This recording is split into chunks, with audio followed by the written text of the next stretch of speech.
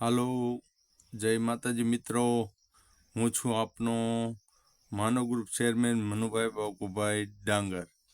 હું સૌથી પહેલાં તો આપની સાથે વારંવાર વાત કરી અને વધુને વધુ સમય વિતાવવાની ઈચ્છા થઈ આવે છે, એટલે આપની સમક્ષ ફરી ઉપસ્થિત થયો છું. ખાસ તો આજે આપણે વાત કરવી છે કે ધર્મ શું છે, એને દુનિયા શું છે. એ ખાસ બાબતની શરૂઆત આપણે ગીતા જ્ઞાન એટલે કે કૃષ્ણ ભગવાન અને અર્જુનના સંવાદથી શરૂ કરીએ કે મહાભારત કાળમાં દ્વાપર યુગમાં જ્યારે ગીતાની બોધપાઠની રચના થઈ, કૃષ્ણ ભગવાને અર્જુનને જે બોધ આપ્યો એ બોધનો સાર મર્મ માં અર્જુન અને કૃષ્ણ ભગવાનની વાર્તાલાપ છે. ત્યારે જે વિરાટ સ્વરૂપ મહાકાલ સ્વરૂપ બતાવી અને અર્જુનને જે કૃતજ્ઞ ભગવાન શ્રી કર્યો હતો, અને બાબતમાં એને એ વાત કરી હતી કે ભાઈ સદાકાળ હું જ છું, અત્ર તત્ર સર્વત્ર હું જ છું, ઇઝ એવરીવેર, બધે જ છું, સર્વત્ર છું. મારી સિવાય ક્યાંય કોઈ વસ્તુ છે નહીં, મારી સિવાય પાંદડું હલતું નથી એમ. અને બધો જ સમાજને સાર વિદ્યા આપ્યા પછી એ અંતે એવા જ નિર્ણય ઉપર આવ્યા હતા કે ભાઈ તું મારો થઈ જા, મેલો ઘેલો ગમે એવો છો તો મારો થઈ જા, એટલે હું તને સામર્થ્ય મારા બધા રહસ્યો બતાવી દઈશ, જેને આજે નાટકી રૂપે પ્રગટ કરવામાં આવે છે. ખાસ એનો તત્વસાર બે વસ્તુ ઉપર જ હતો, આત્મજ્ઞાન અને તત્વજ્ઞાન. કહેવાનો મતલબ એવો હતો કે કૃષ્ણ ભગવાને જ્યારે અર્જુનને બોધ આપ્યો ત્યારે એવું કીધું હતું કે ભાઈ આની પહેલાં આ બોધ મેં સૂર્ય ભગવાનને આપ્યો હતો, મેં મનુરાજાને આપ્યો હતો, અને ઘણી વ્યાખ્યા એને કરી હતી. અને આ યુગકાળ દ્વાપરમાં હું તને આ બોધ આપું છું, અને કળીકાળમાં મારો સર્વત્ર બોધનો મારો હોય છે, પણ સમજી શકનારા બહુ ખૂબ જ ઓછા હશે એમ. અને એ માટે આજ કળિયુગનો સમય છે, તો હું આપની સમક્ષ સાર બાબતની જે વાત કરવાનો પ્રયત્ન કરું છું, અને મેં જાણેલું છે, જોયેલું છે, આ બસ સમાજમાંથી જ લીધેલું છે. હાલમાં ચાલતા અનેક સંપ્રદાયો પાસેથી મેં આત્મજ્ઞાન મેળવેલું છે, તત્વજ્ઞાન મેળવ્યું છે. તત્વ અને આત્માની વ્યાખ્યા કરવા જઈએ તો ભાઈ તત્વ એટલે ઈશ્વર નું રૂપ, એટલે ઈશ્વર બધે જ છે, અત્ર તત્ર સર્વત્ર છે, ભાઈ તત્વ. અને આત્મજ્ઞાન એટલે પોતે આપણે હજારો જન્મ કાપી અને મનુષ્ય યોનિમાં આપણે આવ્યા છીએ, અને 4 યુગ વિતાવી અને કળિયુગમાં પછી ફરી પાછા આવ્યા છીએ. આ જન્મે આપણો જે આપણે વર્ણ વ્યવસ્થા આપી છે, આપણે જેમાં જન્મ આપ્યો છે, એના રીત રિવાજોના નિયમોનું પાલન કરવું, ફોલો કરી અને જીવન જીવવું, આ આત્મજ્ઞાનની પરિભાષા મુખ્યત્વે હોય છે. કે પોતાનું જીવન ખીલવવું અને સમાજ ઉપયોગી કાર્ય કરવા, અને જે ભગવાને સત્ય કીધી એ સત્ય વાતોનું અનુસરણ કરવું. તો શરૂઆતમાં હું તમને વાત કરું કે ભારત દેશની અંદર અનેક સંપ્રદાયો, અનેક ધર્મો ચાલે છે, જેના વક્તા ખાસ ભાર દઈને વજન દઈને એમ કહે છે કે ભાઈ અમે વાતો કરીએ છીએ, તમે સાંભળો છો, અમે વક્તા છીએ, તમે શ્રોતા છો. તો એકબીજા વિચારોને આપલે થાય છે, પણ ઘણીવાર એવું બને છે કે ભગવાનના જે દર્શન જે મંદિરોમાં હજારો વર્ષોથી પૂજા પાઠ કરવા છતાં નથી થતા, અને તે ગૃહસ્થી જીવનમાં રહેતા સમય અનુસરણ કરવાથી, પાલન કરવાથી ભગવાનના દર્શન થાય છે અને પૂર્વકાળના ભજન પાકે છે, એવું એને સ્પષ્ટ સૂચના કરેલી. જેમાં હાલ ભારતમાં ચાલતા દરેક સંપ્રદાયો, દરેક મંદિરો આમાંથી જુદું જુદું કંઈ આપને કહીને જાય છે, ઘણી ઘણી જુદી જુદી પ્રેરણા આપીને જાય છે. અને તત્વસાર ખાસ તો એ છે કે ઈશ્વર બધે જ છે, સર્વત્ર છે. કીડીથી માંડી અને હાથી ઊંધી બધા સ્વરૂપ એના જ છે. નિર્જીવ બધી વસ્તુમાં એ જ છે, ખનિજમાં એ છે, જમીનમાં એ છે, માટીનો દેહ છે આપણો, બરાબર. એ દેહ પાછો જમીનમાં ભળી જાય છે, પાછો બીજો નવો જન્મ ધારણ કરી અવતાર ધારણ કરે છે. જેવી રીતે આપણે સતયુગ કાળે રામ હતા ત્યારે પણ હતા, પણ આપણે સ્થાન સ્થિતિ ખબર નથી. એને આત્મજ્ઞાન કહેવામાં આવ્યું. આત્મજ્ઞાનની જાગૃતિથી તમે ચારે ચાર યુગમાં ક્યાં શું અને શું તમારો જન્મ તો એની જાગૃતિ થાય. અને તત્વ એટલે કે ઈશ્વર પ્રત્યેની સભાનતા આવે કે ઈશ્વર કોણ છે, શેમાં છે, યત્ર તત્ર સર્વત્ર છે એવી અનુભૂતિ થાય. અને માનવતાનો હોકારો થાય, અંદરના સુર શરૂ થાય. એમ કહેવામાં આવ્યું છે કે આપણું શરીર પિંડ જે છે ને એ માટીનો બનેલો છે અને માટીમાં ભળવાનો છે, બરાબર. તો પિંડની રચના એક અદ્ભુત ઐશ્વર્ય છે, વરદાન છે ઈશ્વરનું, કે આપણા પિંડની અંદર ન દેખાતા તત્વો, જેને આપણે મન, બુદ્ધિ, ચિત્ત, અહંકાર કહીએ છીએ. મન, બુદ્ધિ, ચિત્ત, અહંકાર આ ક્યારેય આપણે આને જોઈ શકતા નથી. એનો અનુભવ આપણને થાય છે, જેમ પવનનો, હવાનો અનુભવ થાય છે. હવા આપણે જોઈ શકતા નથી. એ રીતે મન, આપણે મનથી વિચારીએ છીએ એ આપણને ખ્યાલ જ હોય આપણે કે હું વિચાર કરે છે, આ છે તે છે. બે વિચાર આવતા હોય, એક બુદ્ધિનો વિચાર હોય, એક મનનો વિચાર હોય. એ આપણા શરીરમાં મનને બુદ્ધિ છે, બરાબર. આનો અનુભવ થાય. ભાઈ એનો આકાર શું છે, ત્રિકોણ છે, ગોળ છે, લંબચોરસ છે, એનો કોઈ પ્રકારનો આપણે આકાર જાણવામાં આવતો નથી. ભાઈ તત્વ નિરાકાર, જેને તત્વ આપણે કહીએ છીએ, જે બધા જ આખા બ્રહ્માંડની અંદર રચાયેલું છે, નિરાકાર તત્વ ઈશ્વરનું બધું જ સ્વરૂપ એનું છે. એને આપણે નિરાકાર તત્વ કહીએ છીએ.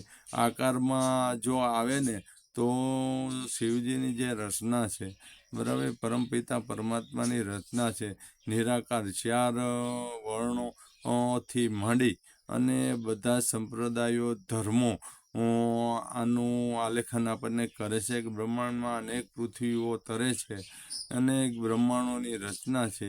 ક્યાંય તેનો શેડો નથી, ક્યાંય એનો પાર છે નહીં. નિરાકાર તત્વની સતત શોધ અને એની પાછળના અભ્યાસો જે બધાના સતત ચાલુ છે, એ તત્વને પામવા માટેની જેની મહેનત બધાની ચાલી છે.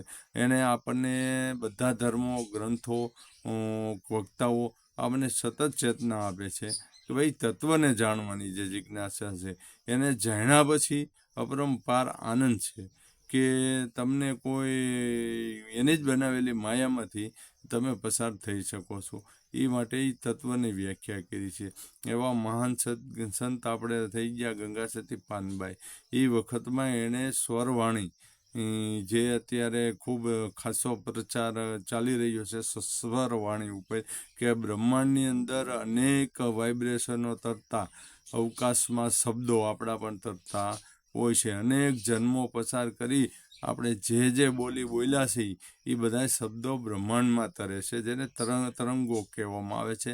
જેના ઉદાહરણ સ્વરૂપે અત્યારે આ મોબાઈલ ટેકનોલોજી અને વાઇબ્રેશનો અને આ બધી આપલે કેમેરા સિસ્ટમ અને આ બધું આપણે સૂચન કરે છે કે વગર દોયડે આ પ્રતિભાવો આપણે સાબિત કરી છીએ, વાતો કરીએ છીએ, વાતો સાંભળીએ છીએ કે આ કંઈક તરંગો તો છે જ.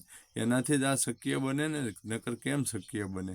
એટલે આખા બ્રહ્માંડમાં આપણા જ શબ્દો હોય, નેગેટિવ, પોઝિટિવને જેને આપણે રૂપ આપ્યા છે કે નેગેટિવ છે ને એક પોઝિટિવ છે. નેગેટિવ પોઝિટિવના પરિણામમાં માટે બસ આ જ અભ્યાસ, ભજન અને ભગવાનનું સ્મરણ એ આપણે નેગેટિવ પોઝિટિવમાં મદદ કરે છે કે ભાઈ બ્રહ્માંડમાં ફેલાયેલા, અંતરિક્ષમાં ફેલાયેલા આપણા જ બોલેલા શબ્દો જે હજારો વર્ષથી ઘૂમે છે, જેમાં નેગેટિવ શબ્દો અને પોઝિટિવ શબ્દો બે છે. બેયની વ્યાખ્યા જુદી જુદી કરીએ અને એક થઈ જાય છે. એક સદગુણની લાઈન આવે, એક અવગુણની લાઈન આવે. સદગુણની લાઈનમાં પુણ્ય આવે અને અવગુણની લાઈનમાં પાપ આવે, સદગુણની લાઈનમાં સુખ આવે, અવગુણની લાઈનમાં દુઃખ આવે, સદગુણની લાઈનમાં કર્મ આવે, તો અવગુણની લાઈનમાં વિકર્મ આવે, પાપ કર્મ આવે. તો આવી જે વ્યાખ્યાઓ થઈ છે એ વ્યાખ્યાઓમાં ખાસ આપણે નોંધ લઈ કે ભાઈ સદગુણ અવગુણમાં પરિણમે છે, અવગુણ સદગુણમાં પરિણમે છે. કઈ રીતે પરિણમે છે કે ભાઈ દાખલા તરીકે ગાળો બોલેલી બ્રહ્માંડની અંદર ફરતી હોય તો એના શબ્દોમાં ફેરફાર કરી એના એ શબ્દો આવે તો એ સારો શબ્દ બની શકે છે, જેને આપણે સદગુણ કહી શકાય છે. એ સદગુણ અવગુણ બ્રહ્માંડ સૃષ્ટિની રચના શબ્દરૂપી જેને બ્રહ્માંડ આપણે કહીએ છીએ, બ્રહ્માંડના રચના કરનાર પહેલો શબ્દ જેને હોમકાર, નિરંજન, નિરાકાર એવો આપણે શબ્દ કહીએ છીએ. શબ્દથી આખી સૃષ્ટિની રચના થઈ છે. શ્રી ઓમની શરૂઆતથી ઉત્પત્તિ છે. સ્ત્રી પુરુષની પ્રજાતિ છે. શિવ શક્તિની પ્રજાતિથી શરૂઆતમાં એના બાળકો બ્રહ્માજી, વિષ્ણુજી, શિવજી, જેને વિજ્ઞાન ભાષામાં, ટેકનોલોજી ભાષામાં આપણે ન્યૂટોન, પ્રોટોન અને ઇલેક્ટ્રોન આવો શબ્દ આપવામાં આવ્યો છે કે આખી સૃષ્ટિની રચનામાં 3 તત્વોનું કામ છે, જેને આપણે ભારતીય સંસ્કૃતિમાં, હિન્દુ સંસ્કૃતિમાં બ્રહ્મા, વિષ્ણુ અને મહેશ કહીએ છીએ. જેની બનાવેલી સૃષ્ટિમાં 3 ગુણોથી આ ચાલતી સૃષ્ટિ, સદગુણ, તમોગુણ અને રજોગુણ, આવા 3 પ્રકારના ગુણોથી આખી સૃષ્ટિ ચાલે છે. શિવશક્તિ ની જે રચનામાં 3 મહત્વના ગુણો અને એની નીચે આવતા દેવતા, જેને આપણે દેવકોટી રાજ્ય કહીએ છીએ. દેવકોટીમાંથી કર્મોના પરિણામે સુર અને અસુર આવા 2 પ્રકાર આપવામાં આવ્યા છે. સુર અસુરની જે સૃષ્ટિ રચનાથી દેવકોટી આત્માથી આપણે પહેલો યુગ જે સતયુગ ની સ્થાપનામાંથી જન્મ લઈ અને મનુષ્ય દેહ ધારણ કરી દેવમાંથી સતયુગની ભાવનામાં આવ્યા. સતયુગથી આપણે ત્રેતાયુગની ભાવનામાં આવ્યા, જેમાં આપણે જન્મ પણ હજારો જન્મ લઈ ચૂક્યા હોઈએ. ત્રેતાયુગની ભાવનામાંથી આપણે દ્વાપર યુગની ભાવનામાં આવ્યા, જેના આપણે હજારો જન્મ લઈ ચૂક્યા હોઈએ. ત્યારથી આ ચોથો યુગ એટલે કે કળયુગમાં ફરી પાછું આપણી ઉત્પત્તિનું કારણ બની અને આપણે રંગમંચ ઉપર આવ્યા છીએ. તો રંગમંચ ઉપર ભૂમિમાં આપણા કર્મ અનુસાર પાપ પુણ્ય આપણે પ્રાપ્ત કરીએ છીએ, જેને કેસટું બની છે કે ભાઈ જન્મનું કારણ પાપ પુણ્ય બને છે. પાપથી આપણે દુઃખ પ્રાપ્ત થાય છે, જેનું ફળ કૃષ્ણ ભગવાને ગીતામાં જે કીધું કે ભાઈ પાપ કરવાથી દુઃખ પ્રાપ્ત થાય છે અને પુણ્ય કરીશ એ તો તને સુખ પ્રાપ્ત થશે.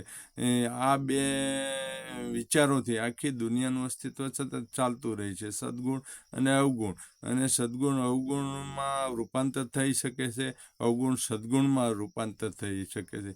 જેવી રીતે મનુષ્ય કોટીમાં ક્યારેક દરેક વ્યક્તિમાં જુદા જુદા ગુણો હોય છે. ક્યારેક કોઈનો ફલાણો સદગુણ પ્રબળ હોય છે, કોઈનો ફલાણો અવગુણ પ્રબળ હોય છે. ક્યારેક માણસ માનો કે નિર્દય અને બહેરહેમ હોય છે, અને ક્યારેક એ દાતા અને પુણ્યવાન પણ બની શકે છે. એવા હજારો આપણે સંતો ભક્તોના દાખલા છે, ઇતિહાસ છે કે જેની અંદર પહેલાં વિલન ભૂમિકા એ ભજવી ચૂક્યા હતા અને પછી એને હીરોની એટલે કે ભગવાનના માણસની ભૂમિકા પ્રાપ્ત થઈ છે. એવા હજારો દાખલા છે. જેસલ તોરલથી માંડી આપણે બધાના દાખલા લઈ શકીએ છીએ. એટલે કળિયુગની દુનિયામાં માત્ર ને માત્ર બસી શકવાનો કોઈ સ્કોપ, કોઈ હોપ હોય તો સૃષ્ટિની રચનાકાર શ્રી ભગવાનનું કંઈક સ્મરણ હશે, કંઈક ભજન હશે, અને જેથી કરીને આપણે આપણા કર્મોમાં સુધારા કરી શકીએ. આવું મારું માનવું છે અને હું બધાને ફોલોઅપ કરું છું. બધા સંપ્રદાયો, બધા ધર્મોને, બધાને વિશેષથી સાંભળું છું. કાંઈક ને કંઈક આપણને જાણવા જીવવા જેવું મળે છે. તત્વની વ્યાખ્યા પણ સાંભળું છું. ગંગા સતીના શબ્દો પણ કે ભાઈ 21,662 એવા કંઈક શ્વાસા એમણે ગણાવ્યા હતા. બધાને આ રીતના આળેગાળે હોય છે, કોઈને ઓછા, કોઈને વધુ એવા હોય છે, પણ આનો અભ્યાસ કરેલો છે. અને આખા બ્રહ્માંડની અને તે તાલના માપ સૂર્યચંદ્રના માપ કહી દીધા હતા.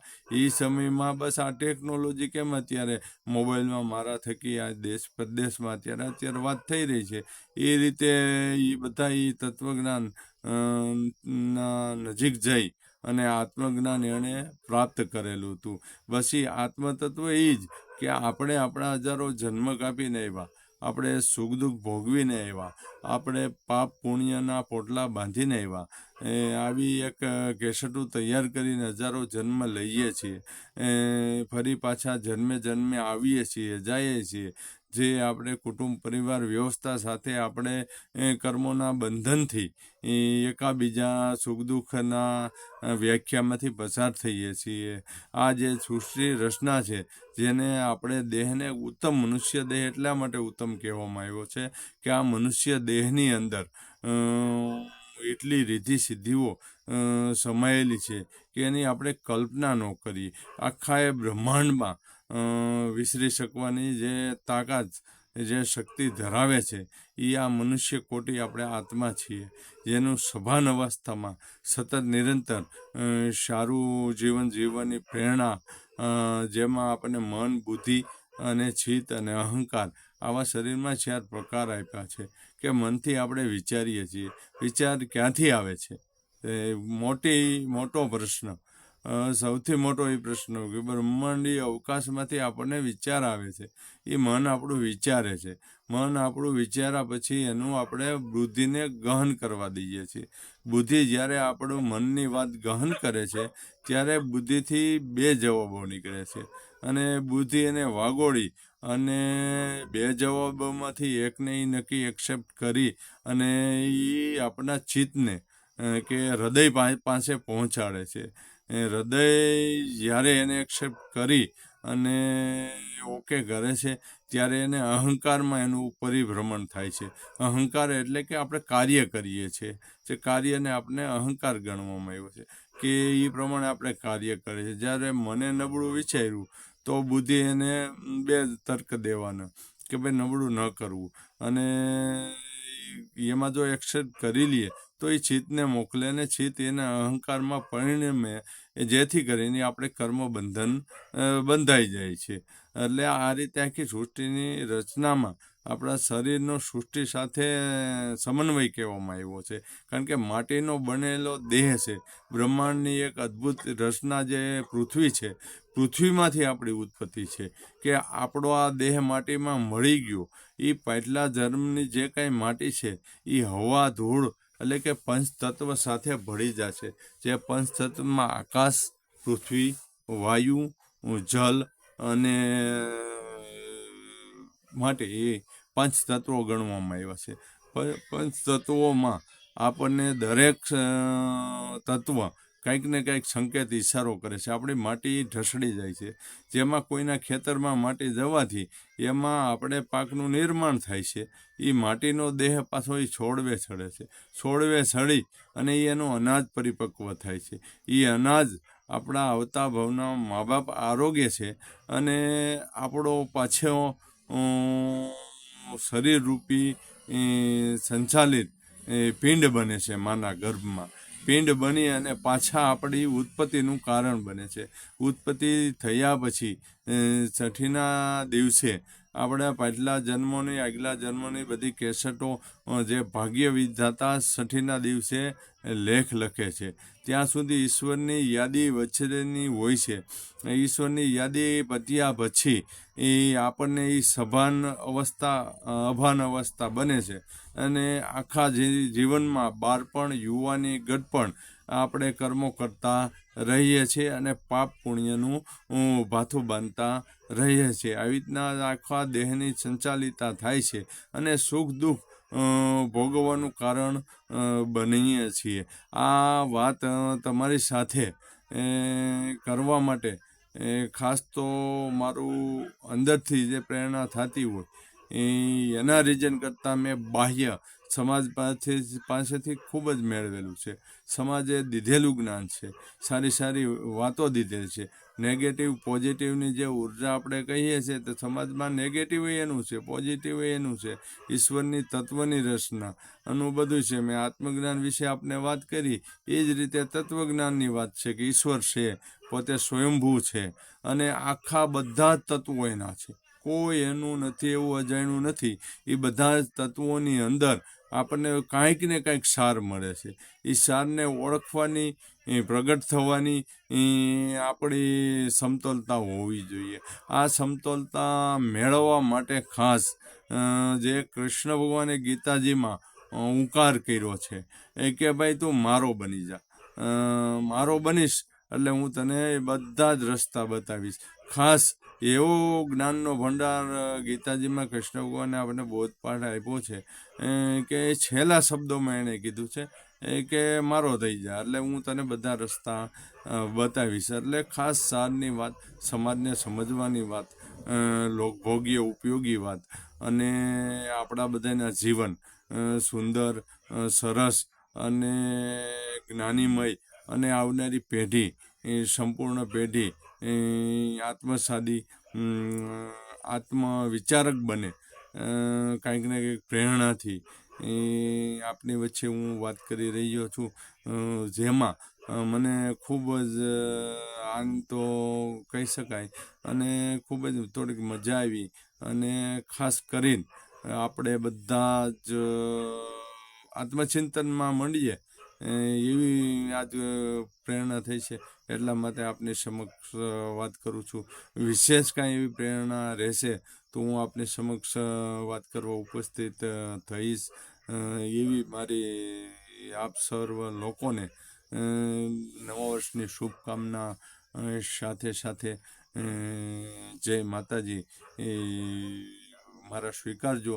અને કાંઈ કચાશ, કાંઈ ગેરઉપયોગી વાત હોય અને કદાચ વ્યાખ્યામાં કાંઈ મારી ભાષા કાલી ગયેલી ભાષામાં કાંઈ ફરક પડ્યો હોય અને ઘણું છે. આચરણમાં મારું જીવન એવું હોતું નથી. આચરણ ઘણા પ્રકારના જુદા હોય છે, પણ છતાંય આત્માની પ્રેરણાની મેં તમને આજ વાત કરી રહ્યો હતો. તો હું તમે મને નાનો મોટો ગણી અને ક્ષમા કરજો એવી વિનંતી સાથે માનું ચેરમેન તરીકે ફરજ બજાવતો હું મનુભાઈ બાબુભાઈ ડાંગર આપની ક્ષમા યાચના માગીશ અને વધુ ને વધુ